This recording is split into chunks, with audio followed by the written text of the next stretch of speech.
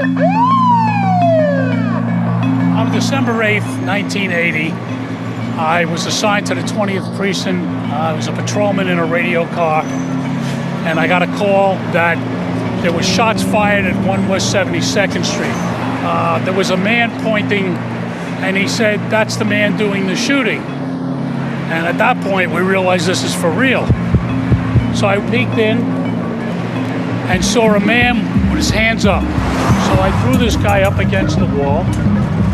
And at that point, Jose says to me, "He shot John Lennon." And I said, "You what?"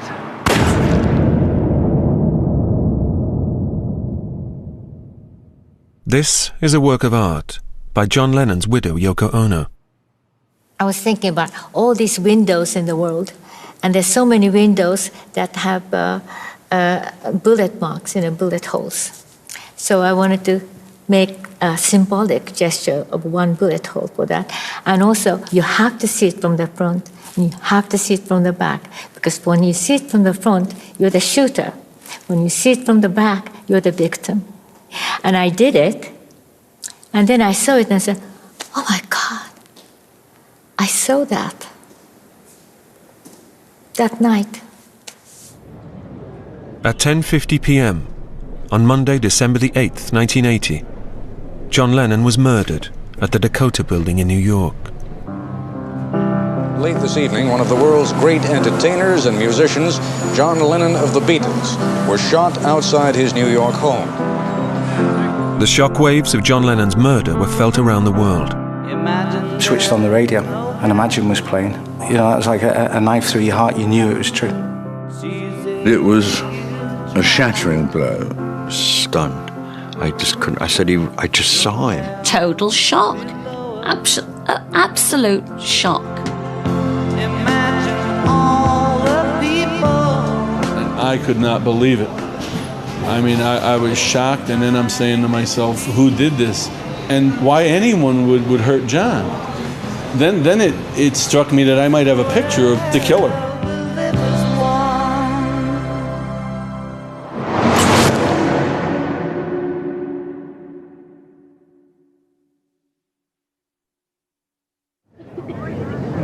In January 1969, 11 years before John died, the Beatles held their last ever concert on the roof of their office building in Savile Row. It was the end of an era. John Lennon profoundly influenced a generation and beyond. Cool. What do you know happened to him? What do I know happened? I just know the record thing was, the record label was run from here, wasn't it, I suppose? I don't know much what happened there, I wasn't born in that, but yeah, man, the last gig and that.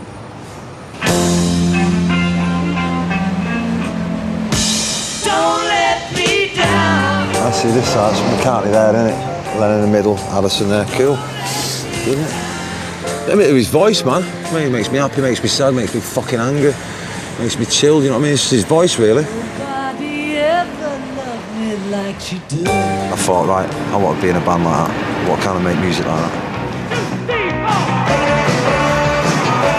John's whole life after he walked away from the Beatles was an escape from the insanity of Beatlemania.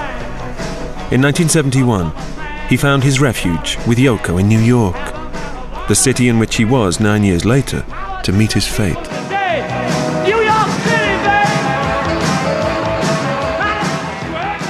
Yeah, the last time I saw John, we were in Madison Square Garden.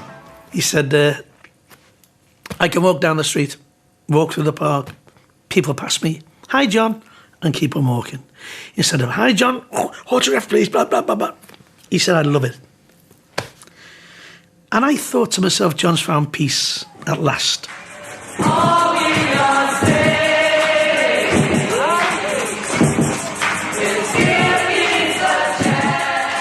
Peace had come at a price.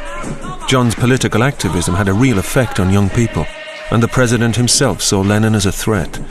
Nixon was determined to deny John his green card. There's a piece of tape somewhere of Nixon's henchmen saying, you know, this guy could sway an election. This is preserved. And the first step was to kick him out. And they were very eager to do that. Our life It's August 1980. With his struggle for permanent residence long behind him, John is about to embark on a new musical venture with Yoko. They're snapped, leaving the Dakota on the first day of recording their album, Double Fantasy. They can have no idea it will be their last. Their co-producer is Jack Douglas. The idea of this album was a play, a dialogue between a man and his wife, a man who had been through the 60s. It was about, well, here we are, we're turning 40, and everything's okay. We can still do this. We can still have our voice. We managed to make it through all those terrible years, and now let's look to the future. Well, even after all these years. By September 1980, the album Double Fantasy is nearing completion. I listened to it very intently. I saw the smile come on his face, and he yelled out, "Mother, tell him we have a record." Mother was John's nickname for his wife. He made me laugh all the time. I wasn't trying to make him laugh, but it seemed like he was laughing all the time about me. Just the fact that I'm saying something serious, and said, "You're so tiny and you're saying these things," and that made him feel funny, I suppose. To his fans, John could be kind. In November 1980, the fan later to take the last picture of John alive is granted his first photo opportunity. So he says, well, let's take it now. Let's get it the hell over with. You never know if we'll get another chance to do it. And this was 21 days before he gets murdered. So, I mean, I was like a kid, under the Christmas tree on Christmas morning. And when I stood next to him, John put his right arm around my shoulder. And I couldn't believe that he pulled me to him. And when he did that, it gave me the idea, and I held on to his fur collar. Because I was holding it almost to make sure it wasn't a dream, like he wasn't going to disappear on me. The most iconic image of John Lennon in New York was taken by his friend, photographer Bob Gruen. On Friday, December the 5th, 3 days before he dies, John phones him. He was in a good mood, he was very playful. The next day, he asked me to come back because he had gotten a new jacket and he wanted some pictures in the new jacket, a very fancy Yamamoto jacket. And so we stayed up all night talking that night while they were working in the studio. And it wasn't until dawn that we actually were out on the street Saturday morning. I think that was December 6th. And took a bunch of pictures there. And that was the last time I saw him there. Later that Saturday, December the 6th, John gives a radio interview to BBC DJ Andy Peebles at the Hit Factory recording studio in Manhattan. And there was my hero. I remember he immediately put his arm around my shoulder and said, "Thank you for coming." And I felt like saying, "What do you mean, thank you for coming?" When I left England, I still couldn't go on the street. It was still Carnaby Street and all that stuff was going on. We couldn't walk around the block, couldn't go to a restaurant, unless you wanted to go with the business of the star going to the restaurant garbage. I can go right out this door now and go in a restaurant. Do you want to know how great that is? And towards the end of the interview, for some perverse reason, it just flashed through my mind, ask him about security. And he came out with the classic quote, I can walk down the street and people say, "Hi, John, how are you? How's the baby?" And I can see him now saying it with such conviction. He could never, ever have dreamt what would ensue in 48 hours. Never, ever have dreamt.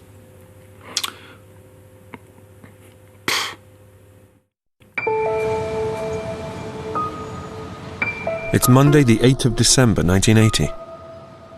At 10 a.m., John Lennon leaves the Dakota building for his favorite local barber. He just wanted a haircut.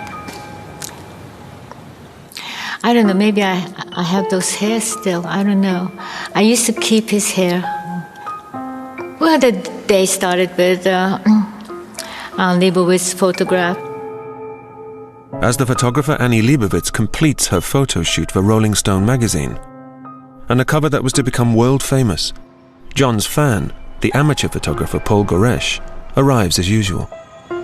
I got to the Dakota around 11:45 in the morning. And when I got there, it was a nice mild day. It was for December 8th.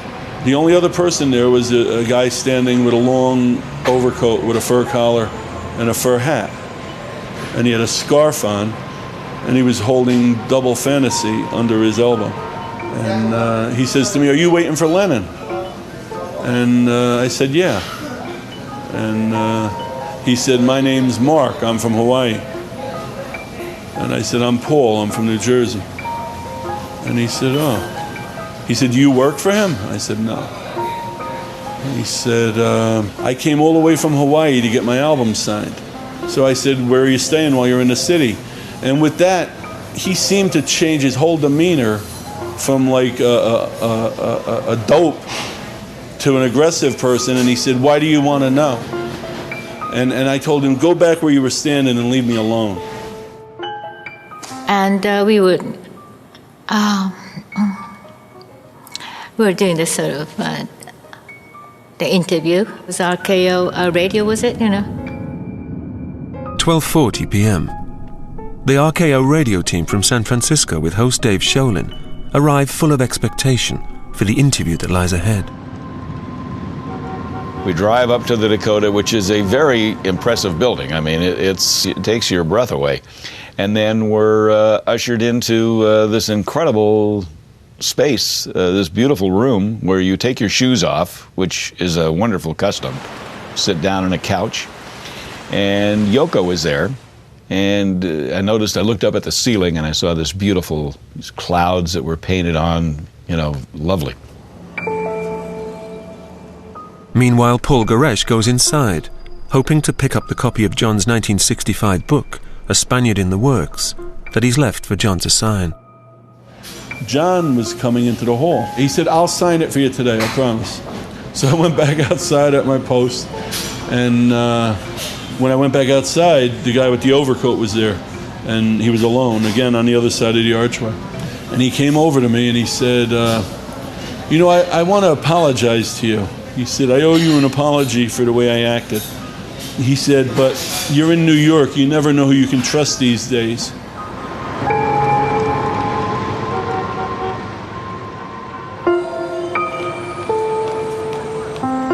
Monday, December the 8th, 1980. It's 1:25 p.m. John Lennon begins a 2.5-hour interview with radio journalist Dave Sholin. It's the last interview he'll ever give. The door opens, and John appears, does this little jumps up in the air, and proceeds to say, "Here I am, folks. The show's ready to begin." He spreads his arms out and comes right over. He could not have been more upbeat. In the interview, John ranges over his whole life story, from his Liverpool years to his relationship with Yoko and their son, Sean. He was born on October the 9th, which I was, so we're almost like twins. So now I have a sort of more reason to stay healthy and bright. People say I'm crazy. Doing what I... In 1978-9, around then, he was saying, "I feel very lonely because there's not a man that I can talk to, or being a house husband or being in a position of understanding about women and all that. And they must have some kind of, a group session or something with those men." So I said, "Well, I suppose there should be, but we couldn't find one." And one day, I saw John sitting in bed and crying. And I said, "What happened?" And he was reading a book called The First Sex. And it's a book about how women did not get credit at all for what they did in history. And he said, "I didn't know that we were doing this to women." So he has a very soft heart, It seems to me, and correct me if I'm wrong, that John came from a background that was very macho. Very macho. Oh, I was surprised. But I think that was normal in those days for guys. When I was younger. This is the Liverpool pub where John used to meet his art school friends. Living confused. One of these was Thelma Pickles. She was 16 and John 17. Well, of a romance, I suppose it was, in its way, a youthful romance. John lived here, in a house known as Mendips, with his Aunt Mimi, who brought him up in the absence of his mother, Julia. Well, he got up to the kind of things that young people get up to. He had a very pristine bedroom. And he once told me, or asked me, did I know that making love, you expended the same amount of energy as going for a 5-mile run, which I didn't know, and I don't know to this day is true, but I believed him. And then it became a euphemism. One evening there was a party at the art school where they were both students. And he said, come on, let's go for a 5-mile run. So we went upstairs to the art history classroom. When we got inside, there were at least 3 other couples. And I didn't realise at first. And then I said, I'm not staying here. And he absolutely whacked me one. And I didn't speak to him after that. I didn't care who he was, how interesting he was, how funny he was, how caring he was, how lovely he was. I was not going to be hit by a lad and continue a relationship. John's relationships with women were often to be controversial. By 1970, he'd become one of the most famous people in the world. His early marriage to Cynthia, with whom he had a son, Julian, was over. But Yoko proved unpopular. The reasons for the Beatles splitting up and so on were, with precious little evidence, ascribed to her. I can hardly express. The hostility directed towards Yoko didn't diminish when they moved to New York. I felt terrible about me, but then I was feeling guilty about him, that, he was really getting it as well, because his records were not selling too well either. And it's all because he was with me in a way, Because we were together almost 26 hours a day. And I think it was very, very unusual for John to be like that. And also any rockers, they just kind of sneak out or something. There was none of that, because he was worried that I might do it. He was laughing about it. Well, because, I'm an artist, and, he felt that, I might be more sort of free about things, unlike other women. So, and probably I was, but I wasn't that free about that sort of thing.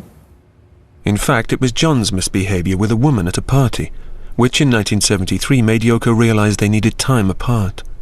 I call it my lost weekend. It lasted 18 months when the feminist side of me died slightly, and she said, get the hell out. Give me 30 seconds to just be in the space. Elliot Mintz was a Los Angeles-based reporter who'd become a friend of John and Yoko. Yoko thought it would be best for John to go off on his own and for the two of them to part as a separation. And she suggested he leave New York and go to Los Angeles. That choice was partially based upon the fact that I was here, and that somehow I might be able to look after him. Talk about a burden. This karma's gonna get you. In the first couple of weeks, he did what people do in this city. If you're a bachelor for the first time and by former profession you happen to have been a Beatle,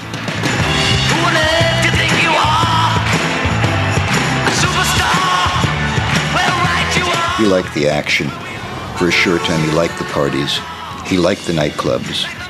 He liked the drinking. He didn't mind the attention of the ladies. I can tell you this. A week, 2 or 3 into the experience, the only thing he wanted was to figure out a way of getting back with Yoko.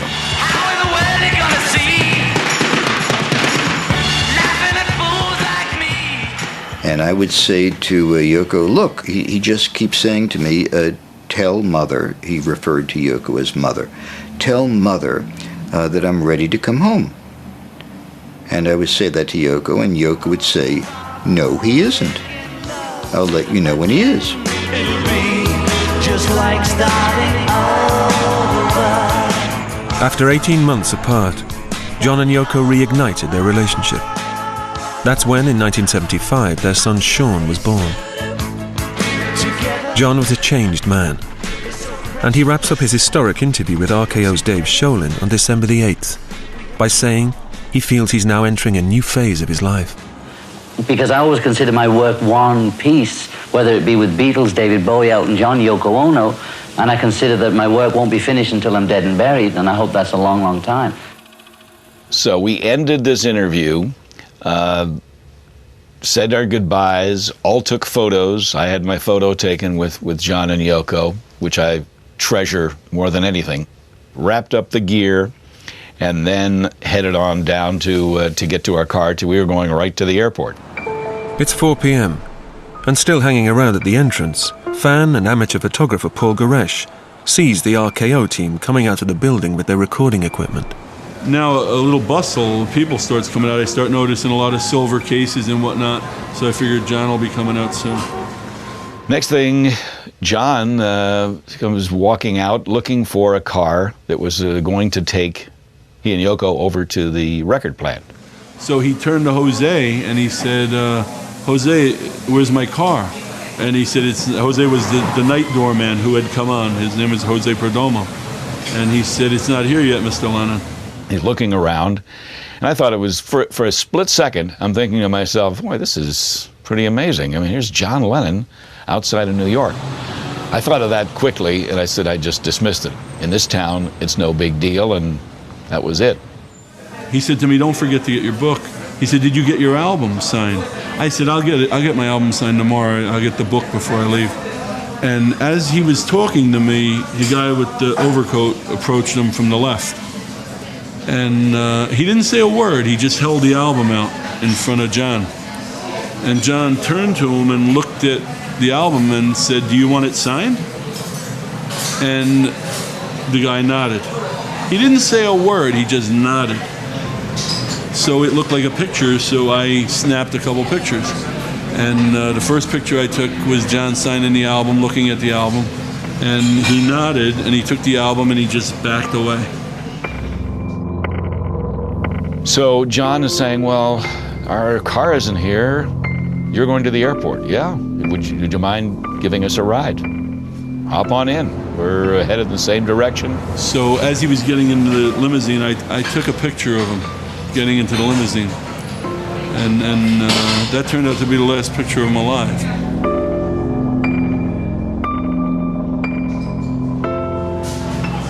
He got in the limousine and he was facing me. And as it was pulling away, John looked out the window and waved to me and smiled. And I waved goodbye to him. And I would never see him again.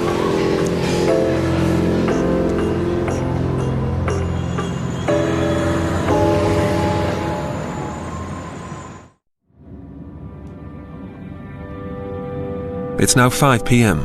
on Monday, December the 8th, 1980. John Lennon is given a lift to the recording studio by his radio interviewer, who casually asks about his relationship with Paul McCartney. He says, well, he's like a brother. I love him. Families, we certainly have our ups and downs and quarrels, but at the end of the day, when it's all said and done, I would do anything for him. I think he would do that for me, and that was where it was left. So that was great to hear. And we dropped John and Yoko off at the studio, said our goodbyes. While John and Yoko were busy at the studio, a few blocks away in Central Park, a young ABC TV newsman has a motorbike accident. It is to make him a key figure in the night's events. Cops came, ambulance came from St. Luke's Roosevelt. And I remember riding in the ambulance and one of the EMTs said, you're lucky. It's a Monday night, it's quiet. There's a doctor at the ER. She's a young lady, you're gonna love her. She's friendly and easygoing, and they're gonna take you 1, 2, 3. Back at the studio, John and Yoko put the last touches to the final track they will ever record. Its title is to have a sad significance.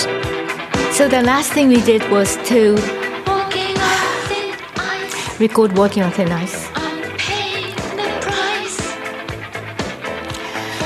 It's still hard for me to talk, to think about it because it's a song that just came to me. But when you listen to the song, it's about us, and how we will be remembered or not be remembered when we are be turned into ashes. Why was I thinking that? And it's really weird. And John loved that song, and he said, Yoko, this is your first number one. I think you just got your first number one, Yoko. We finished the mix that night, and I walked him down to the elevator, and I said to him, I'll see you at Sterling, the mastering house, at 9 a.m., and he was all smiles and thrilled, and had a cassette of the song with him, and Yoko was all smiles, and the elevator door closed.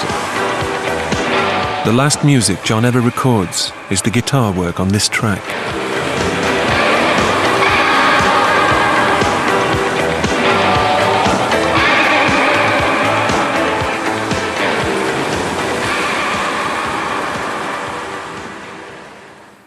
And then when we were in the car, I said, oh, shall we then go to a restaurant or something before we go home? He said, no, I want to see Sean before he goes to sleep. I said, well, he's probably asleep by now, I was thinking, but okay, he wanted to see Sean, so he wants. So, but you know, even if we went to the restaurant, doesn't mean anything. It didn't, you know, make us avoid anything horrible. And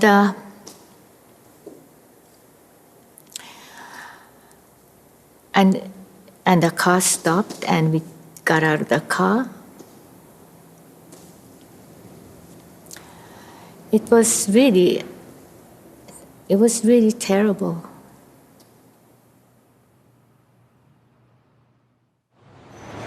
I was a patrolman in a radio car, and I got a call that there was shots fired at 1 West 72nd Street. There was a man pointing into the vestibule, and he said, that's the man doing the shooting. And at that point, we realized this is for real. So I peeked in and saw a man with his hands up. So I threw this guy up against the wall. And at that point, Jose says to me, he shot John Lennon. And I said, you what? I took a turn around to see what was happening behind me, and I saw two of my fellow police officers carrying a man out face up with blood coming out of his mouth. At that point, I looked and I recognized John Lennon. 2 police cars, one with John in the back and the other with Yoko, rushed to Roosevelt Hospital. Emergency room doctor Stephen Lynn is on standby. I actually got here before the patient. I didn't know exactly what was happening. Everybody in the emergency department was ready. Through the doors just like these, 2 police officers came in. We didn't have locks in that period of life, but we do today. They were carrying a body over their shoulder. It was lifeless. We were ready. It was a very busy night. There were other people who came in, swaggering in with varied and sundry problems. There was a waiting room full of people. And there was a gentleman who had come in about an hour before Lennon was brought in, who was in a motorcycle accident. And it turned out that he was a cub reporter. The doctor comes over and she looks at me, and I'm just filthy with everything. And she said, all right, we're going to take you into x-ray and see what the damage is. I said, all right. And at that moment, the door behind me slams open, and a man comes running in yelling, we've got a gunshot in the chest. And the doctor says, when's it coming in? He said, it's hitting the door right now. So she says, Alan, I'm sorry, I got to take care of this. No problem, I understand. And I can hear footsteps again when the door opens up, and I look behind me, and in comes a stretcher. 4, 5, 6, I'm not quite sure how many police officers are carrying a stretcher. We positioned the body on a stretcher in front of us. It was clear that there were 3 gunshot wounds in the left upper chest and 1 to the left arm. It was also clear that there was no circulation, no perfusion. We initially didn't know that it was John Lennon. As part of our normal routine, we took his identification out of his clothing, and it said John Lennon, but the nurses said, this doesn't look like John Lennon, it can't be. Almost immediately thereafter, Yoko Ono entered the emergency department. We knew who we were dealing with. We had a very important person in our midst, and it was our job to attempt to resuscitate him. 2 officers come out, and they're literally standing over my bed, and one says to the other, can you believe it? John Lennon. I open my eyes and I look up and say, "Excuse me, sir, what did you say?" And he said, "I didn't say anything." And he moves away. Well, did he say John Lennon? Did he say Jack Lemmon? Did he say some other name of somebody that, we don't know? And I hear crying. And again, I crane around, I look behind me, and in comes walking an Asian woman in a full-length mink coat. I knew it was Yoko Ono, so it had to be John Lennon. Alan Weiss manages to get to a payphone and call his news desk, with the information that John Lennon has been shot, is in hospital, condition unknown. A British freelance radio reporter, Tom Brooke, is living in New York. On that day, I was at home. I lived down in Greenwich Village, and I got a call from Jonathan King, and he told me he'd just heard a news report that there'd been a shooting at the Dakota apartment building and that possibly John Lennon was involved. Well, when I heard that, I thought this could be a really, really big story. So I left home very rapidly with my tape recorder and a radio, got in a cab, came up 8th Avenue, and I arrived here probably around 11:15. My girlfriend came in ashen-faced, looked at me and said, "John's been shot." And I couldn't, I was stunned. I just couldn't. I said, I just saw him. She said he was shot at the Dakota. He's up at Roosevelt Hospital. So I ran downstairs with her, and we got a cab and headed up 8th Avenue to Roosevelt Hospital. A local TV news cameraman catches the moment record producer Jack Douglas arrives. My name is Jack Douglas. I was just with it. So we know all this. But you have to read a word. Yeah. Is Yoko here? Is Fred here? She's here. Yoko is here. Okay. So I had a special number to call the Dakota desk, the place where they admit people, the security gate. And I called that number. And I said, "Hi, it's Elliot, and I just want to make sure everything is okay." And the person hung up the telephone. And that had never happened before. So I made a quick telephone call to American Airlines to book one seat on the last flight from LA to New York. And I am sitting on the gurney, and I'm able to look into the room and watch them work on John. And he's lying there on a bed, and he's surrounded by medical staff, and all his clothes are off. And I just remember there being a lot of blood. What we found was that all of the blood vessels that left the heart, the aorta and all of its branches, had been destroyed. We tried to find a place where we could stop the bleeding. I literally held John Lennon's heart in my hand and I massaged it to try to get his heart going again. We transfused blood, but it was clear with all of the vessels destroyed, there would be absolutely nothing that we could do that evening. About 11:10 to 11:15 that evening, we pronounced John Lennon dead.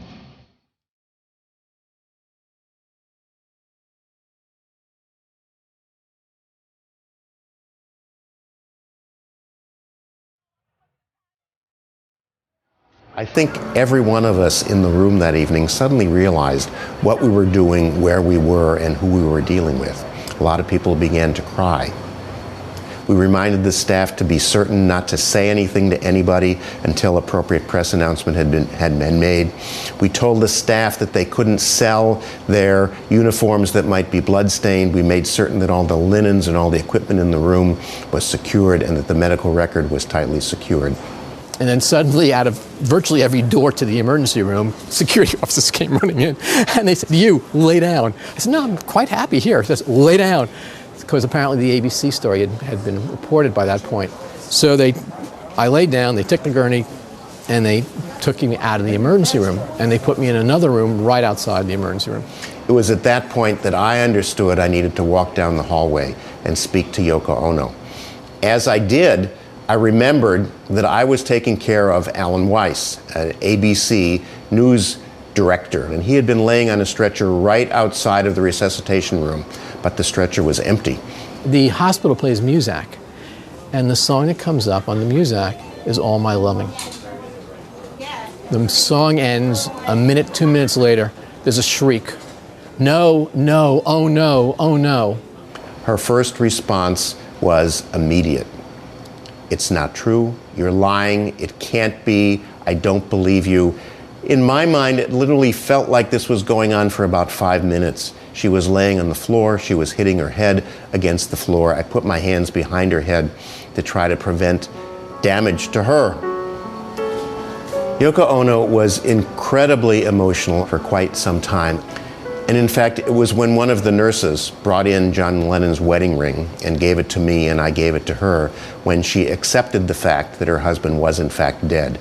And I was touched by the first thing that she said. Because what she said was, my son Sean is still awake. He's probably sitting in front of the TV set. Please delay making the announcement 20 to 25 minutes so I can get home and make certain that I tell him what happened before he sees it on TV. The doctor who first saw me comes in and says, all right, Alan, let's continue with you. I go, hold on, Doc. What's the story with John? Is he alive? Is he dead? Is he paralyzed? I mean, I saw it looked like a lot of blood. And she said, I can't tell you anything. There's going to be a press conference in 40 minutes. And I said, let me ask you a question. I said, you're one of the main doctors there, right? She said, yes. I said, if someone was brought in with a gunshot, it's only been 15, 20 minutes. If the person were alive, wouldn't you still be needed? She said, that's an accurate assumption. I said, okay. I said, I got to get to a telephone.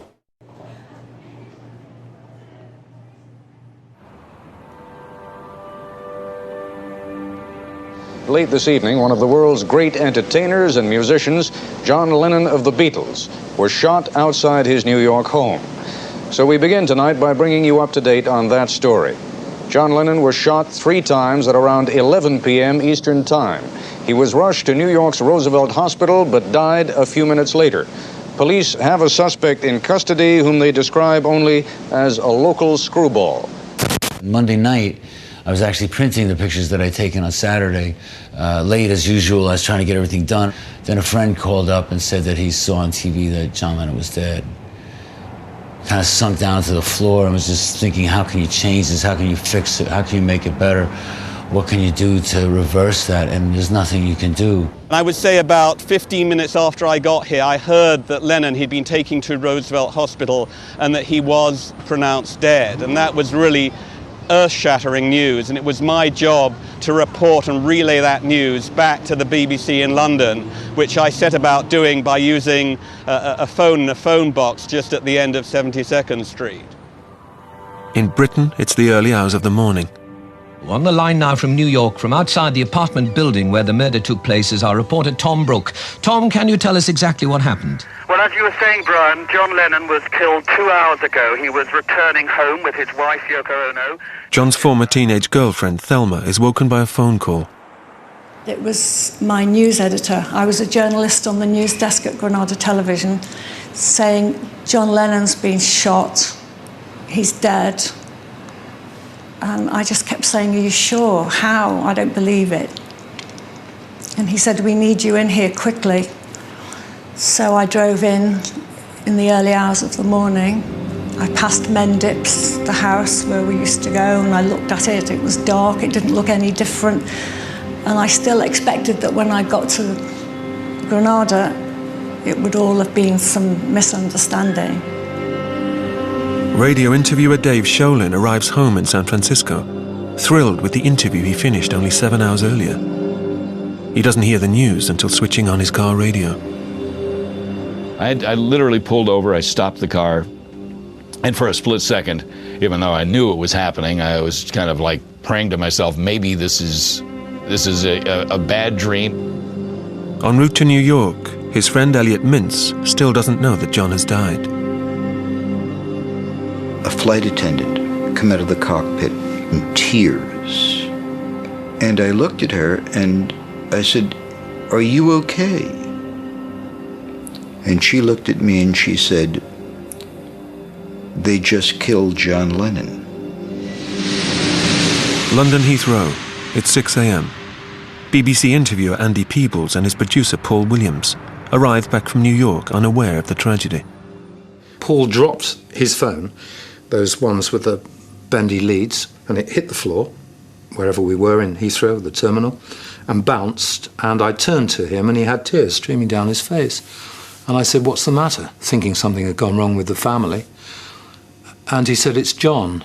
And I said, "What do you mean it's John?" He said, "John Lennon, he's been shot." And I said, "Paul, don't be ridiculous. He's been shot." He said, "Yeah, he's dead." I just stood there, aghast. I was shocked, and then I'm saying to myself, who did this? And then all of a sudden they said, we're getting some information saying that the man that killed him may have come all the way from Hawaii. And when they said that, I immediately realized who it was.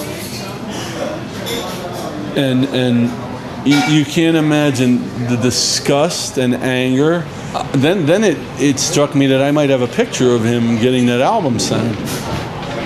So I called the New York City police. I said, I think I got a picture of the killer with him at 5 o'clock. And they hung up on me. So I called the Daily News. He said to me, you think you have what? And he said, "Paul, are you sure that this is the man that you believe killed him?" And I said, "Well, that's the man named Mark from Hawaii who was waiting out there all day with the album, who got the autograph." And he said, "Are you sure?" I said, "Yeah." He says, "Because you realize we're going to put this picture on the cover of our newspaper, and if we're not right, there's big problems." I said, No. I said, I don't know if that's the killer. That's the man you're asking me about that was outside there all day." So he said, "All right." So what they did is they had a connection with the police station, and they had a reporter there that was trying to see what the guy looked like to see if it matched the photo. But they kept him under a coat. They put him under his overcoat and stuff, But what happened was time was running out. The editor said, "We got to get this on the cover of the paper." And he said, "You got to find something for me. Look at his shoes. Look at anything. See if you can find. Is he wearing glasses?" The guy said, "They have him under an overcoat. I can't see the guy." And then the guy said, "Wait a minute. I see a scarf hanging below the coat." And the editor said, "Go to press," because he was wearing the scarf in the picture. It's just mind-boggling. It's so senseless and it's a waste, but it achieved what that piece of garbage wanted to achieve, was make a name for himself. By doing that, he linked himself with John forever.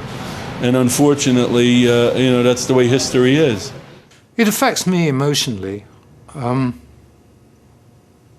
Yeah, it does, because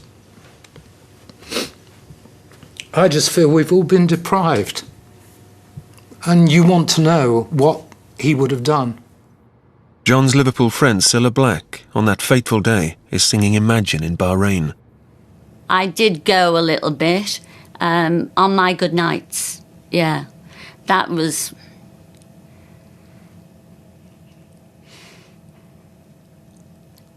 emotional. Never take a day for granted. I will tell you that, because on a dime, life can change. So all those people that loved John felt that they knew him. I knew him. But I'm not that far from people who thought they knew him, because he was his music for the most part. 80% of him was what he gave you of himself. So these people who thought they knew him, well, they did.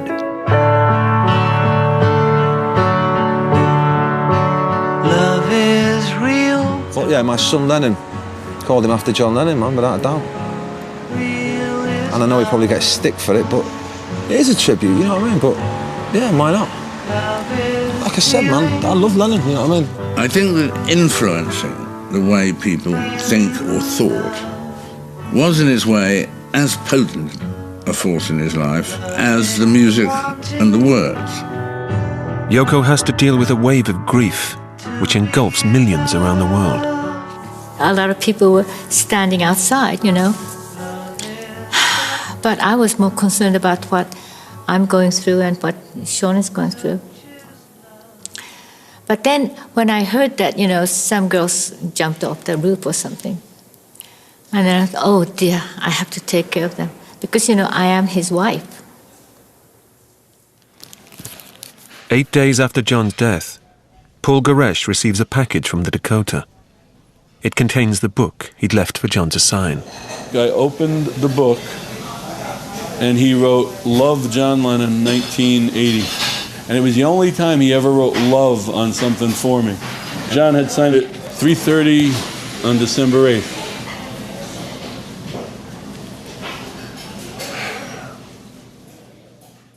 On Yoko's suggestion, a vigil is organized around the world, with a full 10 minutes of silence. The hundreds of thousands in Central Park spill over into the street outside the Dakota. At the time, the whole world all stood together and created a ring around the globe. And I think that that memory, even if the memory is not, has faded or whatever, it's there, and we are together.